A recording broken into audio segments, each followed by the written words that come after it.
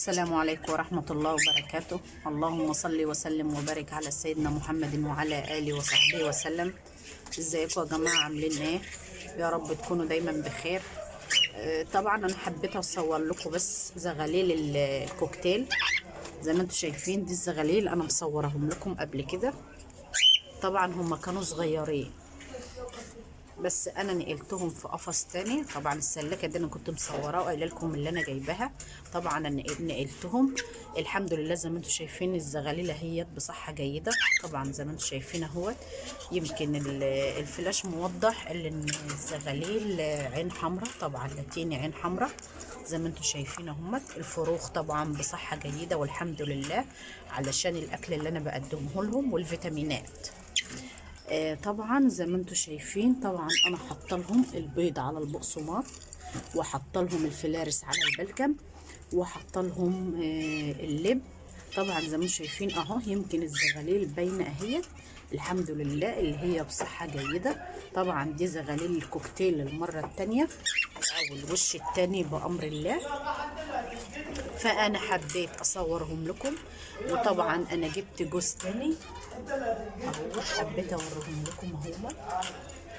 طبعا انا اول مره اجيب اللون ده عندي، فطبعا حبيت اوريكم اللون اهو. طبعا ده الذكر او ده الولد، ودي البنت اللي هي البيضه او اللي هي اللاتيني، والذكر اللي هو الفور او الذكر اللي هو الرصاصي ده اللي هو المصبع ده زي ما انتم شايفين اهو. والنتايه اللي هي الايه اللاتيني. طبعا هو الذكر زايف وعايز يشتغل طبعا، بس المكان بتاعه مش مناسب. طبعا انا هجيب له قفص مناسب بالنسبه للحجم، لانه زي ما انتم شايفين الحجم اهو. الحجم من بعيد انا بصور لكم من بعيد اهو، حجم القفص ما يسعش الكوكتيل. طبعا هو هيشتغل ومش هيقول لا. طبعا بالنسبه لشغل الكوكتيل عايز قفص واسع زي ما انا قايله لكم يا جماعه، لان الكوكتيل زي ما انتم شايفين هو بيفرد جناحه. طبعا القفص بيبقى ضيق عليه فما بياخدش راحته. طبعا الكوكتيل هيشتغل في اي مكان، هو مش هيقول لا، بس لازم ياخد راحته في القفص. وعشان ياخد راحته في القفص انا هصور او انا هصور لكم ان شاء الله اما اجيب قفص كبير بامر الله. هصور لكم اللي انا طبعا هنقل الجوز دول واحط له عش زي ما انتم شايفين. طبعا ده الجوز اهو، الجوز طبعا متوالف مع بعضه. وطبعا تغريد الذكر جميل جدا، لان هو في فتره غزل او في فتره تزوج دلوقتي، فهو تغريده جميل جدا. طبعا هو بيحاول يقرب من الانثى زي ما انتم شايفين. طبعا اهو زي ما انتم شايفين اهو، هو يعني بيحاول يقرب من الانثى. وطبعا ده الزغاليله الصغيره اهيت هما الحمد لله بصحه جيده. وزي ما انتم شايفين الريشه اهو، زي ما انتم سامعين ده تغريد ذكر من الصغيرين لسه. طبعا التغريد بتاعه بيطول، من كل ما يكبر التغريد بتاعه يكبر.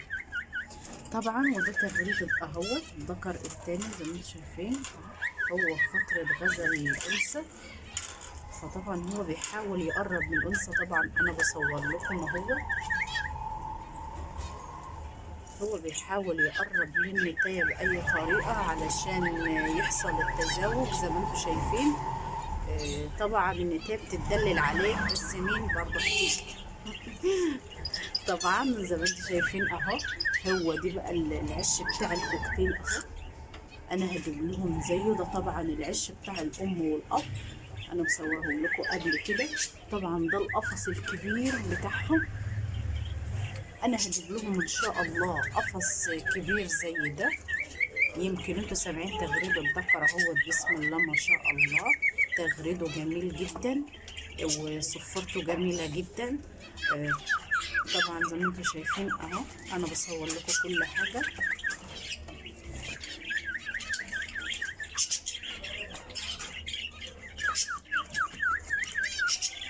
طبعا هو بيصفر للانثى اهو زي ما انتوا شايفين، ده بيحصل كده التوالف ما بينهم اهو الحمد لله. انا لسه جايباهم ما كملش 3 ايام، فحبيت اصور لكم. طبعا انا كل ما بجيب حاجه جديده بصورها لكم. وحبيت اصور لكم الزغاليل لما كبرت شويه عندي حبيت اصورهم لكم. طبعا دول مش هيشتغلوا غير الموسم الجاي بامر الله، فطبعا هنقلهم في قفص اوسع. وطبعا انا هغير لان دول اخوات ما ينفعش يتجوزوا بعض، فلازم نغير دم. هنشوفهم بامر الله، وهنشوفهم ان كانوا نتايات او ذكور هنشوفهم. هو بان واحد منهم بس اللي هو يعني يعتبر ذكر، لان هو تغريده باين. ولسه هنمسكهم بقى ونشوف عظمة الحوض. لو عظمة الحوض واسعة تبقى نتاية، ولو عظمة الحوض ضيقة ده يدل ان هو ذكر. فان كانت نتاية هنجيب لها ذكر، وان كان ذكر هنجيب له نتاية. وطبعا هنجيب لهم اقفاص. وهصور لكم كل جديد. وطبعا انا حبيت اصور لكم النهارده بس الفيديو واوريكم الزغاليل. طبعا الكوكتيل انتوا كنتوا شايفينها وهي لسه صغيره، فحبيت اصورهم. طبعا زي ما انتم شايفين ده تغريد الذكر اهوت، يمكن هو ده الذكر اهو، هو ده الذكر اهو، هو ده اللي المفروض اتعرف فيهم. هم لسه طبعا ما غيروش ريش، وساعة ما يغيروا ريش هيتعرف الذكر من النتاية بأمر الله. وطبعا هعرفكم هم طلعوا مثلا كم نتاية او كم ذكر، وهنفصلهم ازاي. وطبعا هنجيب لهم طبعا فروض جديدة معاهم عشان نغير دم. وهوريكم ده بأمر الله الجوز ده اما يشتغل. ادعوا بس يبقى موسم خير على الجميع ان شاء الله، وكل العصافير تشتغل ويبقى موسم خير على الجميع بأمر الله. وطبعا زي ما انتم شايفين انا حاطه لهم الفلارس، حاطه لهم فلارس وحاطه لهم لب، لان هم بيحبوا اللب جدا. فانا حاطه لهم اللب، حاطه لهم اللب طبعا، وحاطه لهم الفلارس على البلكم، وحاطه لهم البيض على البقسماط. طبعا انا بحط لهم البيض على البقسماط الصبح، لان هم واخدين عليه جدا من وهم زغاليل. فهم اصلا بينادوا عليا بالصوت الصبح علشان اعمل لهم البيض على البقسماط. هم حاجه خدوا عليها ومش قادرين ينسوها، بعمله لهم كل يوم. بس اللب بحطه كل يوم عشان طبعا ما يعملش حاجه في بطنهم او كده. طبعا انا بحط لهم اللب مرتين في الاسبوع. وطبعا بحط لهم الفلارس على البلكه. طبعا زي ما انتم شايفين ادي الجوز اهو، زي ما انتم شايفين الذكر زيف يا جماعه طبعا على الشغل، هو عمال يقرب للنتايه جامد.